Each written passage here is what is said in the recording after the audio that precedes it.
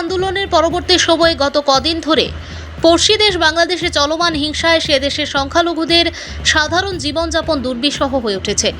সে দেশের স্থানে স্থানে ইসলামিক মৌলবাদীদের দ্বারা বিক্ষিপ্ত হিংসায় মঠ, মন্দির, গির্জা, দেবালয় সহ বাড়ি ও ব্যবসা প্রতিষ্ঠানে লুটপাট সহ ডাকাতি এবং অগ্নিসংযোগের মতো নিক্কারজনক ঘটনা ঘটে চলেছে। এতে দেশ ছেড়ে অনেকে ভারতে আসতে চাইছেন। সমূহ নিন্দনীয় কাণ্ড নিয়ে স্বাভাবিকভাবে ক্ষোভে ফুঁসছেন ভারতীয় সচেতন নাগরিক সহ হিন্দুরা। এ নিয়ে ইতিমধ্যে ভারতের স্থানে স্থানে প্রতিবাদে গর্জে উঠেছেন অনেকেই। এই মর্মে আজ সোমবার বিকেলে করিমগঞ্জের স্থানীয় নাগরিকদের পক্ষে নেতাজি সুভাষচন্দ্র বসুর মূর্তির পাদদেশ থেকে এক প্রতিবাদী মশাল মিছিল বের করা হয়। পরে মিছিলটি শম্ভুসাগর পার্কের সম্মুখে গিয়ে সমাপ্ত হয়।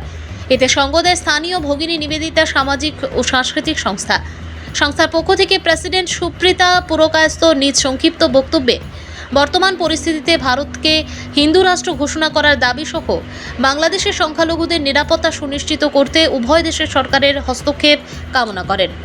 ভানুচন্দ্রের রিপোর্ট, আসাম প্রাইম নেটওয়ার্ক।